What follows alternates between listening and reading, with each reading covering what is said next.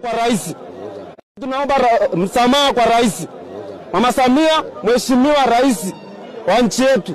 Tunaomba utusamee sisi kama vijana wa Kimasai. Haitakajirudie tena na tumepiga marufuku. Hatutakuwa tayari kumuona mheshimiwa rais akitukanwa aidha kwa njia ya mitandao au kwa njia yoyote. Maana rais ni mzazi kama alivyo mzazi wangu.